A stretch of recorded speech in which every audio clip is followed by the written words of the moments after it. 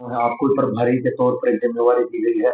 संगठन की बैठक भी कल 5 से 6 घंटे तक चली है। क्या कुछ में बातचीत रही और दिल्ली को लेकर था, क्या कुछ अब रणनीति तैयार बीजेपी पार्टी की? देखिए, हमारी राष्ट्रीय पार्टी है। राष्ट्रीय दल होने के नाते विभिन्न प्रांतों में चुनावी समय में बहुत से लोगों की जिम्मेवारियां तय की जाती हैं। अभी हरियाणा में चुनाव हुआ तो देश भर के लोग, प्रमुख लोगों ने वहां पर आकर पार्टिसिपेशन किया, हमारी मदद की, इसको संगठन को मजबूत किया।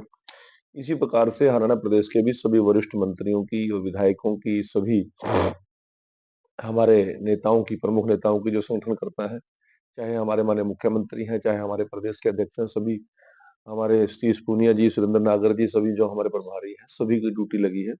उसी नाते एक विधानसभा की जिम्मेवारी मुझे भी दी गई है, त्रिलोकपुरी विधानसभा की। 2 तारीख से मैंने वहां पर चुनावी काम संभाल लिया है। और वहां के संगठन की किस प्रकार की कोई संरचना की जाए, वहां के चुनावी कार्यालय का, वहां के आगामी चुनाव की क्षेत्रीय हिसाब से, विधानसभा के हिसाब से रणनीति किस प्रकार से बनी जाए और चुनाव समिति का किस प्रकार से गठन किया जाए, सभी प्रमुख लोगों को काम में लगा दिया है। और ये 5-6 दिन के फीडबैक के अनुसार मैं ये दावे के साथ कह सकता हूँ कि 100% इस बार दिल्ली प्रदेश के अंदर भारतीय जनता पार्टी की सरकार बनेगी और 5 तारीख को चुनाव होगा और 8 तारीख को दिल्ली की विधानसभा में कमल का फूल खिलेगा। मंत्री जी, लेकिन कांग्रेस जैसा दल ये बात कह रहा है कि दिल्ली की राजनीति शीश महल के इर्द गिर्द ही घूमती रही। आम जनता के जो मुद्दे थे, हालांकि आम आदमी पार्टी ये दावा कर रही है कि उन्होंने फ्री हेल्थ दिया है, फ्री एजुकेशन वो दे रहे हैं, लेकिन शीश महल के इर्द गिर्द ही कहीं ना कहीं राजनीति घूमती रही और शीश महल का मुद्दा ही सबसे ज्यादा गरमाया हुआ है। देखिए, केजरीवाल जी ने अन्ना आंदोलन के नाम पर एक संगठन खड़ा किया और संगठन खड़ा करके इस प्रकार झूठ की राजनीति करके पूरे प्रांत के अंदर मुफ्तखोरी के नाम पर लोगों को बरगलाने का काम किया, महिलाओं को गुमराह करने का काम किया, शिक्षा के नाम पर और चिकित्सा के नाम पर।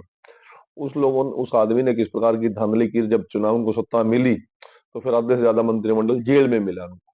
शिक्षा में भी घोटाला, शराब में भी घोटाला, मेडिकल में भी घोटाला। आज जिस प्रकार केजरीवाल के सभी साथी केजरीवाल को छोड़ छोड़ कर भाग रहे हैं और किस प्रकार से पूरे के पूरे दिल्ली प्रांत के अंदर लोगों का अविश्वास केजरीवाल की और आम आदमी पार्टी की सरकार के विरुद्ध है।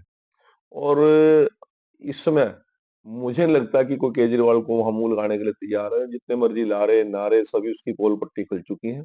लोगों ने मोदी जी के नेतृत्व में और भारतीय जनता पार्टी के संगठन पर विश्वास करते हुए इस बार मन बना लिया है कि दिल्ली प्रदेश के अंदर संपूर्ण बहुमत की बीजेपी की सरकार बनने जा रही है। एक लंबा समय होगा सर बीजेपी पार्टी हर बार दावा करती है, लेकिन इस पर कौन से मुद्दे रहेंगे जिनको लेकर आप आम आदमी पार्टी को काटने के लिए बीजेपी पार्टी आम जनता के बीच आएगी? देखिए, पिछले 5-6 साल से, 8 साल से, 9 साल से किस प्रकार से सांप्रदायिकता की राजनीति केजरीवाल ने की और कांग्रेस ने मिलकर की। बाहर मैदान में जाके गालियां देंगे, चुनाव इकट्ठे लड़ेंगे। हरियाणा प्रदेश के अंदर अभी लोकसभा चुनाव इकट्ठे लड़ा, दिल्ली में जाके इकट्ठे लड़ा, पंजाब में जाके एक दूसरे को गालियां दे रहे थे।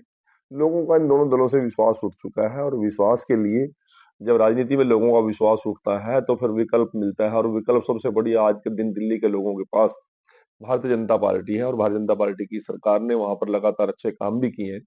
और देश का सबसे मजबूत नेतृत्व किसी दल के पास है तो वो बीजेपी के पास है। मोदी जी के रूप में, अमित शाह जी के रूप में, जेपी नड्डा जी के रूप में और अन्य प्रांतों की जिस प्रकार तरक्की को देखते हुए दिल्ली के लोग भी मन बना चुके हैं कि हम भारतीय जनता पार्टी की डबल इंजन की सरकार बनाने का काम करेंगे। मंत्री जी, एक आखिरी सवाल ये है कि किसान आंदोलन एक बार फिर दिल्ली की सीमाओं पे सुप्रीम कोर्ट टल्लेवाल जी किसान नेता है, उनकी तबीयत को लेकर बार बार पंजाब सरकार को कह रहा है कि सुधार हो, लेकिन हालात बिगड़ रहे हैं, क्या कहेंगे?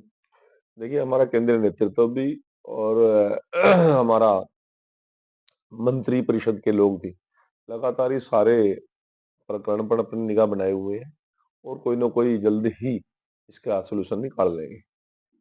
विधि जी, जैसे अभी साइबर ठगी बहुत ज्यादा हो रही है, तो सरकार का इस पर क्या ध्यान है, क्योंकि अभी साइबर ठगी अभी आपको? देखिए, बिल्कुल मैं भी इस बात से, बिल्कुल आपकी बात से सहमत हूँ।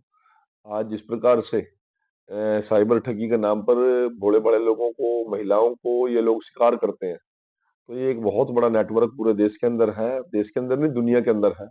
और हमारी सरकार इसके प्रति गंभीर भी है। और पिछले दिनों माननीय केंद्रीय होम मिनिस्टर, हमारे गृह मंत्री अमित शाह जी ने चंडीगढ़ के अंदर आकर सभी प्रांतों की यूटी की एक मीटिंग भी की है, उसके अंदर भी इसकी चर्चा की गई है।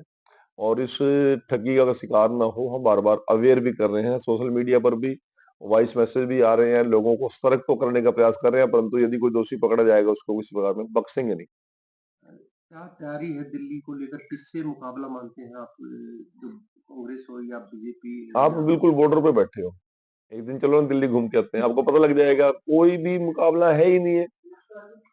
कांग्रेस से लोगों का मोह भंग है। केजरीवाल ने 10 साल के अंदर, 12 साल के अंदर लोगों का जीना मुहाल कर रखा है। कोई वहां पे शासन प्रशासन नाम की चीज नहीं है।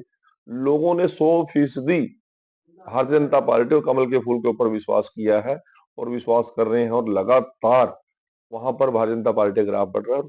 सातों की सातों लोकसभा जिस प्रकार से हमने जीती थी, हम संपूर्ण बहुमत की सरकार बनाएंगे। क्या किस तरह की लगातार लंबी बैठक रही रात को? क्या मुद्दे पर चर्चा रही? संगठनात्मक हमारे चुनाव अभी प्रक्रिया चल रही है, मंडलों के चुनाव, हमारी बूथ कमेटियां लगभग गठित हो चुकी है। उसके बाद हमारा एक मंडल के चुनाव की प्रक्रिया चलती है। अब आगामी 5-6 दिन के अंदर अंदर हम सभी 377 के 377 मंडलों का हम गठन कर लेंगे, और उसके बाद हमारा जिले का गठन होगा और फिर प्रांत का गठन होगा। संगठनात्मक विषयों को लेकर काफी लंबी चर्चा हुई, और उस चर्चा को लेकर आज माननीय प्रदेश अध्यक्ष मोहनलाल बड़ोले जी मुख्यमंत्री जी के साथ चर्चा करेंगे, बैठेंगे, और फिर केंद्रीय नेतृत्व के साथ बैठकर सारी चीजों पर मोहर लगा देंगे।